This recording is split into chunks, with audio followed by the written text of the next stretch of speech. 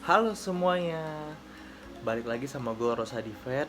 Kali ini gue mau ngasih sebuah informasi. Jadi kalian pasti tahu kartu ATM, pasti punya lah. Kalau nggak kartu ATM bisa aja kartu belanja atau kartu permainan yang ada di mall itu. Nah, kalian tahu nggak sih, dulu waktu gue bikin kartu ATM dari customer service pasti bilang kalau ini bagian yang hitam-hitam yang ada di sini tolong jangan sampai rusak, karena kalau rusak nanti akan tidak terbaca. Namun apakah kalian tahu apa sih di dalam si pita hitam ini? Apa sih yang ada di balik ini? Apakah ini cuman pita hitam biasa? Apa ada di balik sini kayak kode gosok yang ada tulisan kode-kodenya? Untuk itu, gua bakal ngejelasin sesuai pengetahuan gua. So, tonton videonya sampai habis.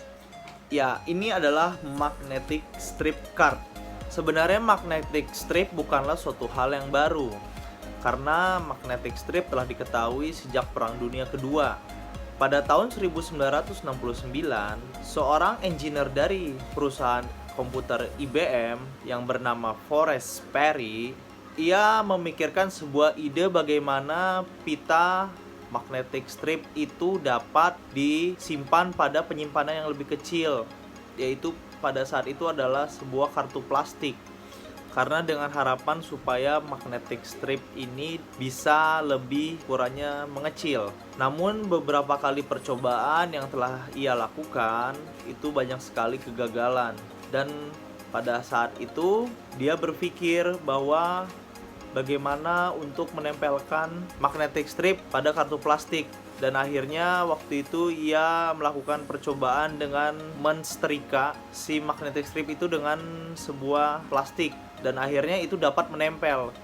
Dan disitulah bagaimana sejarah magnetic strip itu dapat diaplikasikan pada kartu berukuran yang sangat kecil yang kita pakai sampai saat ini. Jadi kita fokus pada si magnetic strip. Nah, magnetic strip ini apa? Yaitu sebuah pita hitam yang terdiri dari magnet, kumpulan magnet yang baris berbaris sangat panjang, dan itu semua terdiri dari 3 jalur. Jadi di dalam pita hitam ini tuh ada 3 jalur. Ada jalur track 1 yang di atas ini, itu tuh buat ngerekam data 210 bit per inch ya, yaitu untuk satuan datanya. Dan yang di bawahnya tuh 75 bpi. Dan yang track 3 ini juga ada, tapi track 3 ini jarang digunakan. Biasanya dipakai track 1, track 2. Jadi di sini ada 3 track. Di track 1, di jalur 1, ya ini kan nggak akan kelihatan. Pokoknya ya di sini ada 3, anggap aja ada 3 jalur. Yang di atasnya ini itu menyimpan informasi-informasi pribadi seperti nama pemilik rekening, nomornya berapa, terus nomor kartu yang terintegrasi dengan rekeningnya, dan abis itu kode PIN-nya, saldonya, semuanya itu biasanya direkam di jalur 1. Nah, di jalur 2, di bawahnya biasanya merekam informasi juga, tapi biasanya untuk terhubung dengan bank. Ya, gue gak tahu juga sih itu. Pokoknya ini tuh ada 3 jalur deh. Gimana sih kok bisa dari barisan magnet yang sangat panjang itu, yang terdiri dari baris-baris magnet, bisa menyimpan data? Jadi pada saat kita baru mendaftar kartu ATM, susunan magnetik yang ada di sini itu posisinya belum berubah. Namun setelah kita mendaftar ATM, otomatis data yang terdapat pada komputer akan dirubah menjadi susunan magnetik yang sesuai dengan kode yang terdapat pada informasi yang telah dimasukkan. Kalau kita daftar bikin rekening nih, pasti kan ditanya sama CS ngisi data, ya itu udah pasti kan. Akhirnya setelah itu baru dia ambil kartu baru, dia gesek tuh kan. Biasanya kalau nggak suruh ke teller, kalau nggak di CS nya tuh di samping CS ada alat buat gesek kartu. Kenapa harus digesek? Ya itu buat nyimpen datanya supaya kartunya bisa kita pakai. Nah, cara kerjanya gimana? Ya karena baris-baris magnet ini pakai mesin edisi atau electronic data capture, itu tuh si datanya langsung di capture semua sama dia, dirubah sesuai dengan processing dari flux magnetiknya, sehingga menghasilkan kode-kode biner yang bisa untuk kita akses kalau mau menggunakan baik di mesin edisi lagi atau di ATM. Jadi prinsipnya seperti itu. Kenapa bisa dipakai di mana saja, kapan saja? Karena memang informasinya sudah disimpan dari awal di sini. Itu untuk ATM. Nah, ada juga yang lain. Contohnya seperti ini. Ini kartu Club Smart dari Shell. Ini biasanya kalau orang yang suka beli bensin di Shell nih, kalau kita gesek kan kita dapat poin. Nah, ini juga sama prinsipnya. Cuman kan dia bedanya kita gesek, kita dapat poin. Dari poin yang kita gesek itu akan bertambah ke sini. Otomatis si flux magnetiknya akan berubah juga, menyesuaikan dengan yang telah diprogram oleh mesin. Jadi ibaratkan mesin tuh ya si alat untuk mengubah-ubah si magnet yang ada di sini supaya ya menyimpan data yang terbaru dari kita. Begitu. Ada lagi nih yang menarik. Ini salah satu contoh kartu hotel. Jadi beberapa waktu yang udah berlalu ya gue juga pernah nginep di salah satu hotel. Ya hotel-hotel Sultan kan ya udah jelas kan dia kuncinya udah gak kayak kunci yang putar-putar, dia udah pakai kartu gini biar canggih. Di kartunya ini juga ada pita. Ya tahu kan fungsinya kalau kartu-kartu di hotel tuh kan kalau kita masukin atau kita gesek, nah pintu kebuka. Pernah nggak sih kalau lagi ke hotel biasanya dapat kartunya cuma satu? Kan habis buka pintu nih, mau nyalain listrik kan harus ini naruh kartunya di tempat buat nyolokin. Kita ganti kartunya sama misalnya kartu ATM deh, kan mirip-mirip nih misalnya. Kita colokin, kita masukin ya dia nggak akan bisa nyala juga. Karena apa? Karena jenis dari magnetnya ya, yang gua baca jenis magnetnya di antara ini berbeda. Dari ketahanan dari jenis magnetnya dan jenis kartunya beda. Gua ada deh, nanti gua tulis aja jenis kartunya itu tuh beda antara dua ini. Kenapa juga kalau kita pakai kartu gini kita nggak bisa akses ke kamar orang? Ya karena memang sudah diprogramnya kartu ini hanya bisa akses untuk di mesin si pintu. Ya si pintu tuh ibaratkan edisi juga, mesin capture juga. Jadi sudah diprogram dari resepsionis untuk ruangan sekian, ya dia hanya bisa akses ini. Jadi kalau misalnya pernah pesen 2 kamar, kartunya ketukar atau kartunya beda ya nggak akan bisa masuk juga. Karena ya di programnya juga sudah beda, sudah tidak diperuntukkan untuk mesin edisi yang sama.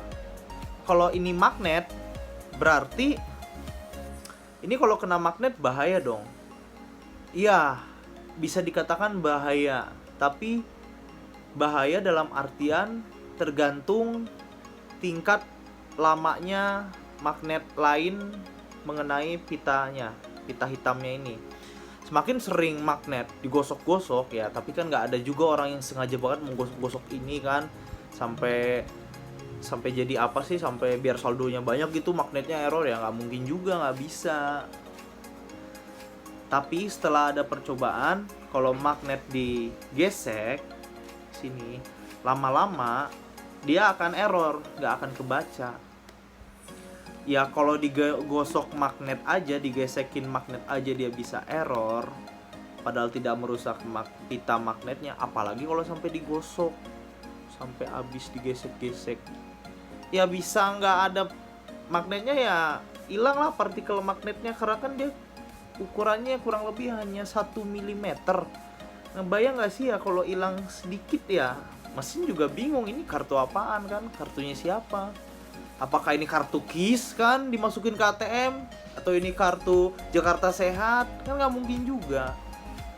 Jadi ya inilah sedikit penjelasan kenapa harus dijaga si pita hitam ini, supaya tidak terjadi hal-hal yang tidak diinginkan. Contohnya ya, seperti nggak terbaca atau mungkin error. Dan sebisa mungkin ditempatkan juga yang bagus. Ya biasa kan emang kalau naruh kartu ya di dompet sih, ya pasti aman-aman aja. Oh iya, ada tambahan informasi lagi.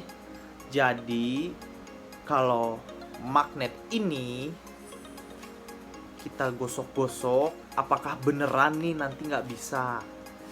Nanti gua akan bikin video lagi. Gua akan coba gua gesek-gesek pakai magnet, dari magnet kulkas, mungkin nanti ada magnet yang lain, sampai magnet yang berat. Apakah betul dia akan jadi error atau tidak terbaca?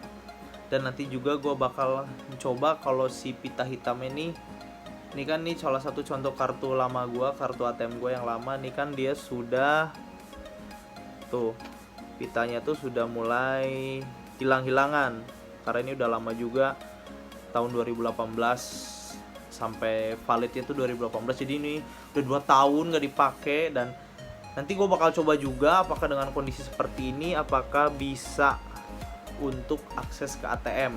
Ya kemungkinan sih pasti ditolak karena ini udah lama kartunya. Tapi apakah dengan kondisi magnet yang seperti ini, poinnya kita bisa masih mengakses kartu ini. Oh ya, tambah informasi, jadi sekarang kartu-kartu yang terbaru sudah ada chipnya. Sesuai dengan aturan dari Bank Indonesia, untuk saat ini kartu ATM yang akan ingin diterbitkan sudah harus memiliki chip supaya tingkat keamanannya jauh lebih tinggi. Dan juga supaya tingkat kerusakan akibat magnetik yang ini tuh sangat rentan itu dapat diatasi karena bisa menggunakan chip. Dan chip juga lebih tahan terhadap goresan. Dan yang paling penting juga, chip itu lebih aman karena ya memang basis datanya chip dengan magnetik ini sangat berbeda. Jadi kesimpulannya, memang pita hitam pada kartu ATM ini atau magnetic strip ini memang sangatlah penting, karena selain menyimpan informasi kita, dan ini juga sangat rentan apabila rusak, maka otomatis kartu ATM atau kartu sejenisnya yang menggunakan pita hitam seperti ini dapat tidak berfungsi dengan semestinya atau tidak bisa dipakai. Dan nanti di video selanjutnya gue bakal tes, gue gosok magnet dia beneran nih nggak bisa, ya pokoknya gue akan uji nih.